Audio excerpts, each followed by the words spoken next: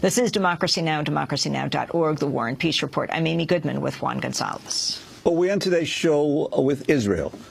Israel Prime Minister Benjamin Netanyahu is continuing a public campaign to cast doubt on diplomatic engagement with Iran. Speaking before the UN General Assembly, Netanyahu accused new Iranian Prime Minister Hassan Rouhani of deceiving the world about Iran's nuclear program. Ahmadinejad was a wolf in wolf's clothing. Rouhani is a wolf in sheep's clothing. A wolf who thinks he can pull the wool over the eyes of the international community. For more, we're joined by journalist Max Blumenthal, best-selling author of Republican Gomorrah, Inside the Movement That Shattered the Party. His new book is Goliath, Life and Loathing in Greater Israel. Max, welcome back to Democracy Now! Can you first respond to Netanyahu, the Israeli Prime Minister, and Israel, the government, response to the openings between the United States and Iran? Well, with my book, what I really aim to do is, this is a culmination of 4 years of my reporting from inside Israel-Palestine, from inside Netanyahu's Israel. He came to power in 2009 at the helm of the most right-wing government in Israeli history, and he's kind of occupying the center in Israel. He markets himself to Israelis as, he appears in my book as the salesman, and he markets himself as a man who can go to the U.S. and market a lemon, who can sell a lemon to the American public because he speaks English perfectly. He was educated at MIT. He worked at Boston Consulting with Mitt Romney. And here he's returned to the U.S.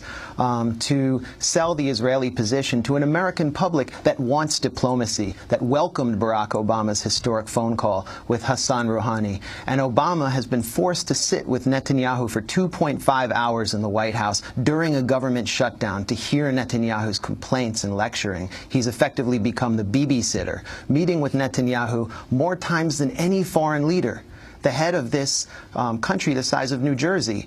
And so Netanyahu really looks kind of desperate and diminished at the UN, and he loves these animal metaphors, and he's concocted this very belligerent and stentorian speech that really would maybe appeal to elderly evangelicals or an AIPAC crowd, but it's not resonating with the American public. Well, in an interview on Tuesday with CBS News' Charlie Rose, Netanyahu diminished the significance of Jewish settlements that many see as an obstacle to peace between Israelis and Palestinians. I don't understand why you think building settlements in East Jerusalem is necessary. Now let me tell you something. To find a solution let me tell you something. When the world believes it stands in the way of a solution. The world believes a lot of things, but the world doesn't get it. And here's what I think the American president believes that. Well, let me tell you what I think is the issue, and then you can judge whether you agree with me or not, and the same thing I say to everyone in the world. The settlements and the territories are not the cause of the conflict. Nobody says that, but they stand in the way of a solution. But here's the way they get a solution. They don't stand in the way either. 90% of the Jewish population is clustered in Judea, Samaria, and the West Bank is clustered in a tiny fraction of that land. It's not an issue. It's a bogus issue. Max Blumenthal, a bogus issue? The world doesn't get it? Well, a lot of Jewish Israelis believe that, and they might cheer Netanyahu for saying that. Majority of Jewish Israelis are against massive pullouts from the West Bank, and so this is also part of Netanyahu's appeal. And we also have to recognize, I went into the Knesset, and in my book I interviewed a lot of the rising stars in Netanyahu's party. How did you get this exclusive access? I called. And it's not particularly difficult. Israeli politicians want PR, and this younger generation feels like the more pro-settlement they can be, the more extreme they can be, the more votes they get. And so the younger generation in Netanyahu's party, the future of Likud, favors annexing 60% of the West Bank. So does his economy minister, Naftali Bennett. This is the future of Israeli politics, and that's what is really appearing in the pages of my book, Goliath. How important is U.S. aid to Israel? What is the state of Israel's economy right now? Well, Israel's strategic deterrence is completely contingent on its direct line to Washington. That's partly why Netanyahu's there. As I said, he's the salesman. And, you know, I went into Netanyahu's early writings when he was just emerging on the world stage in my book. And I dissect them and I talk about how he says that, you know, it doesn't matter if your position is just. You have to depict your position as just. He actually understands that Israel is committing human rights crimes in the West Bank, but he is completely focused on the West, and the world does matter to him. So it's interesting to see him come here and actually face a little bit of tough questioning and see him kind of, you can see the desperation on his face. So I don't think this is helping Netanyahu, but ultimately it does help the right-wingers in his party who are to Netanyahu's right, like Denny Danon or like Naftali Bennett, who have said, we don't need the peace process. It's over. It's a failed, we don't even need to talk to the Palestinians. Let's annex 60% of the West Bank and give them Jordanian citizenship. And that's getting more and more popularity in Israeli society.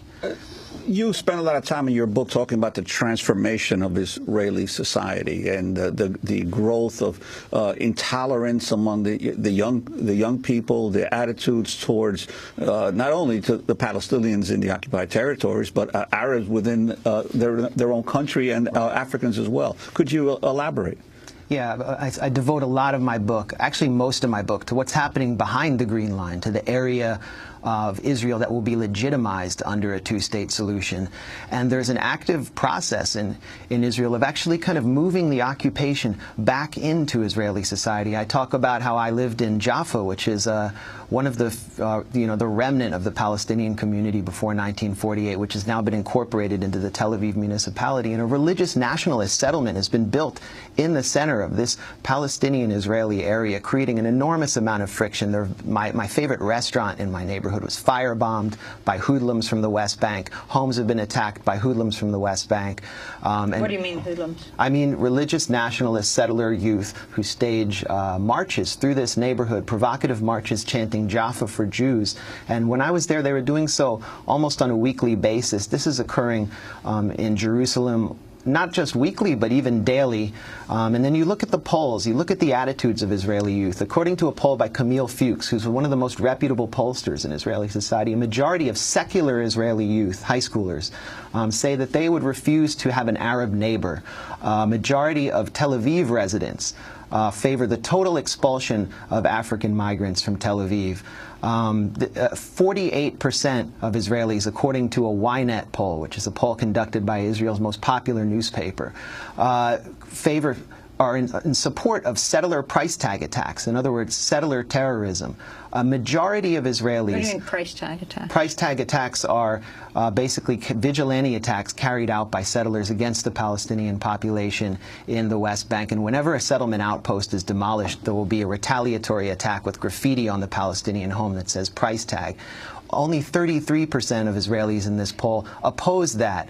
A majority of Israelis in another poll agreed with the statement by Miri Regev, who's a rising star in the Likud party, that Africans are a cancer in Israel's body. So this is the kind of racism coursing through the heart of Israeli society, and it's encouraged from by the central institutions of Israeli society. You've also talked about the ethnic cleansing policies of Netanyahu with the Bedouins. Yes. Could you talk about that as well? Yeah, there are 80,000 Bedouins living in the Negev desert who are Israeli citizens who serve in the Israeli army.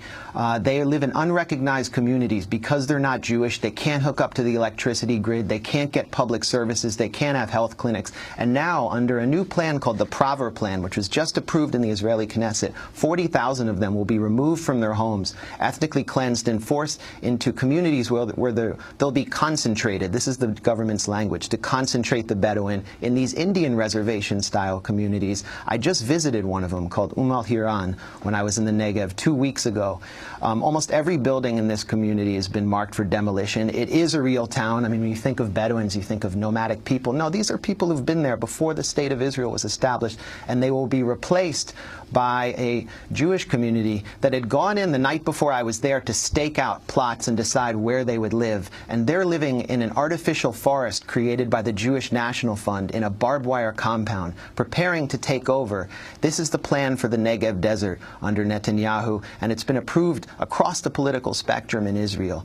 You've spent a lot of time also talking to Palestinian leaders and youth, both in the occupied territories, but also within Israel. Talk about that. Yeah, I mean, the situation for them is incredibly complicated because they sit atop the totem pole of Palestinian society.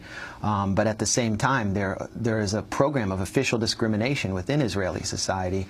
Their schools are monitored by the Shin Bet. They can't be taught the Palestinian narrative of 1948, a new law passed in the Knesset. I interviewed its author. He's a 28-year-old immigrant from Moscow who doesn't even speak Hebrew very well, named Alex Miller. The Nakba law actually penalizes Palestinian NGOs who participate in observances of the Palestinian dispossession in 1948. And so throughout my book, I'm interviewing young Palestinian citizens of Israel who are just as educated as I am and who are really feeling like they don't have a place in Israel. I interviewed two young tech workers. You always hear about Israel as the startup nation, and they work in Haifa in the tech sector, and they've both been interrogated by the Shin Bet, and they don't know why. And one of them made a really depressing comment to me. He said, "I wish sometimes I could stop being an Arab and start just being a guy." And that's an attitude I hear a lot. Less than a minute. What were you most surprised by in your research for your book, Goliath? I was most surprised at the banality of the racism and violence that I witnessed, and how it's so widely tolerated because it's so common.